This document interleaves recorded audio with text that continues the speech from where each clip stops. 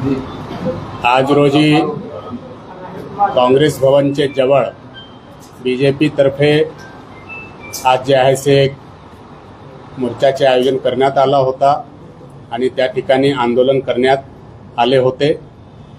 आंदोलन संपल्यानंतर काही कार्यकर्त्याने जे आहे से काँग्रेस भवनातर्फ जाऊन त्या ठिकाणी घोषणाबाजी केली आणि यांचे प्रत्युत्तर म्हणून काँग्रेस भवनच्या आतमधून काँग्रेसचे कार्यकर्ता यांच्याकडूनही या घोषणाबाजी झाली। दोन्ही बाजूने जे आहे भिंत वगैरेवर बाहेरून आतमध्ये आणि आतून बाहेरमध्ये येण्याचा प्रयास झालेला आहे। यांच्यामध्ये पोलिसने त्या ठिकाणी वेळीच हस्तक्षेप करून सर्व कार्यकर्त्याला बाजूमध्ये केला आणि त्यांना आपसात भिडू दिलं नाही। त्यानंतर जे आहे यांच्यामध्येच काही कार्यकर्त्याने दोन्ही बाजूने तुरळक जे आहे दगडफेक केली आहे आणि त्यांच्यामध्ये जे आहे से आतापर्यंतच्या माहितीनुसार 3 काँग्रेसचे कार्यकर्ते, 2 बीजेपीचे कार्यकर्ते, 2 पोलीसचे कॉन्स्टेबल्स आणि 2 पत्रकार यांना जे आहे से किरकोळ जखम झालेली आहे। याबद्दलचे क्रॉसमध्ये 2 गुन्हे जे आहे आता दाखल करण्यात येत आहेत। एक जे आहे बीजेपीकडून जे तक्रार दिली त्यांच्यावर आणि एक काँग्रेसकडून तक्रार दिलेला आहे त्यांच्यावर असा 2 क्रॉस गुन्हे या दाखल करण्यात येत आहे। घटनास्थळी जे आहे से योग्य बंदोबस्त लावण्यात आलेला आहे आणि आता जे गर्दी जमा झाली होती दोघे पक्षाचे कार्यकर्त्याची ते जे आहे से आता त्यांना जे आहे से पाठविण्यात आलेलं आहे। आता त्या ठिकाणी शांतता आहे। FIR आता दाखल होण्याची प्रक्रिया चालू आहे, त्यामुळे जे आहे से एक वेळ दाखल झाल्यानंतर आपल्याला सविस्तर माहिती देण्यात येईल।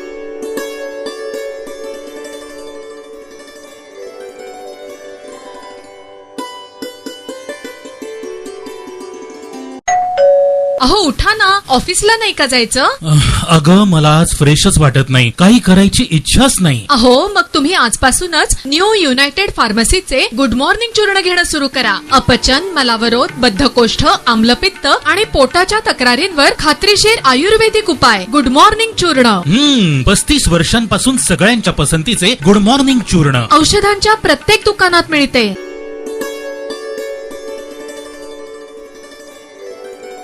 जेजुरीगड पर्वत शिवलिंगाकार मृत्यूलोकी दुसरे कैलास शिखर अशी प्रसिद्धी असणारं हे जेजुरीगड म्हणजे कैलासानंतरचं पवित्र भूमी कुठली असेल तर जेजुरीची। आणि आज आपण बघतोय की ह्या महाशिवरात्रीचा सण जो हिंदू धर्माचा सर्वात प्रमुख सण आहे आणि आपण बघतोय की हे जे आहे ते स्वर्गलोक, आपण त्याच्या प्रत्येक वेळेस जे दर्शन घेतो ते भूलोक आणि आता स्वयंभू लिंग जे खाली आहे जमिनीमध्ये ते पाताळ लोक, त्या तिन्ही लोकांचं दर्शन घ्यायचा आज एकमेव दिवस असतो।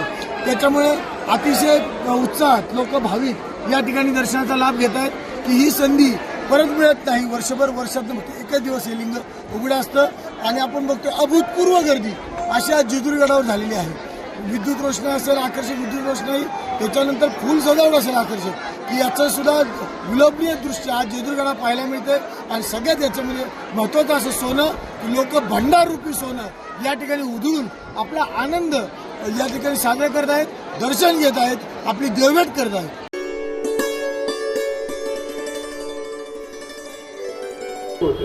आणि शिवाजी महाराज आणि औरंगजेब यांच्यातला नक्की फरक काय की त्याच्यामुळे आपण शिवाजी महाराजांचं एवढं कौतुक करतो? म्हणजे एका जर्मन फिलॉसॉफरचं एक वाक्य आहे की तुम्ही एखाद्या व्यक्तीला आदर्श मानता तर त्याला आदर्श का मानता हे तुम्हाला विचारल्यावर त्याचं उत्तर तुम्हाला देता आलं पाहिजे।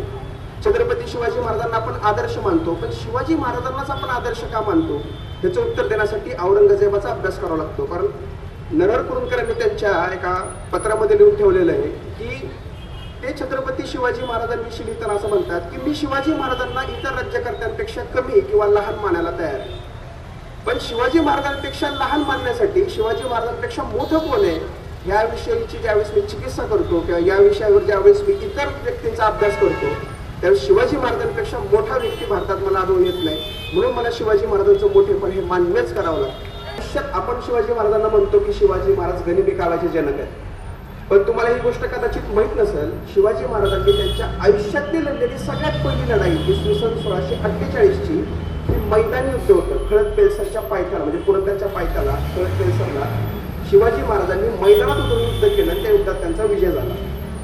याच्यानंतर शिवाजी महाराजांना वडिलांची सुटका करायची होती म्हणून त्यांनी शहाजहानसोबत पत्रव्यवहार केला आणि आपल्या वडिलांची सुटका व्हावी म्हणून मी मुघलांचं मांडलिकत्व स्वीकारतो, मी मुघलांचा नागरिक आहे अशी पत्र त्यांनी पाठवली. हे शिवाजी महाराजांचं इकडे चालू होतं. त्याच वर्षी औरंगजेब अफगाणिस्तानात होता. औरंगजेबाला तिकडे एक विजय मिळाला होता, परंतु त्या मोहिमेमध्ये जवळजवळ 4 कोटी रुपये खर्च झाला. त्यामुळे शहाजहान आणि औरंगजेब या दोघांमध्ये भांडण झाले. एका बाजूला शिवाजी महाराज 1648-1649 साली वडिलांच्या सुटकेसाठी सिंहगड किल्ला आदिलशहाला देतात आणि त्याच वर्षी दुसरीकडं शहाजहान आणि औरंगजेब दोघांत भांडण झाल्यामुळं वडिलांवर नाराज होऊन औरंगजेब राजकीय संन्यास घेतो. हे 2 व्यक्ती आहेत. शिवाजी महाराज महाराष्ट्रात आहेत, औरंगजेब उत्तर भारतात आहे. ह्या 2 वेगवेगळ्या व्यक्ती आहेत आणि पण या 2 व्यक्तींच्या आयुष्यामध्ये एकाच वर्षी सेम घटना घडतात आणि त्या घटनांचे रिझल्ट मात्र वेगवेगळे. औरंगजेब काय म्हणतोय, माझ्या वडिलांशी भांडण झाले, मी राजकारणातून संन्यास घेणार. शिवाजी महाराज काय म्हणतायत, माझ्या वडिलांना कैद केलंय, मी माझ्या वडिलांसाठी सिंहगड किल्ला सोडणार. एकाच नाण्याच्या या 2 बाजू, कुठली बाजू आपण स्वीकारायची आपल्याला.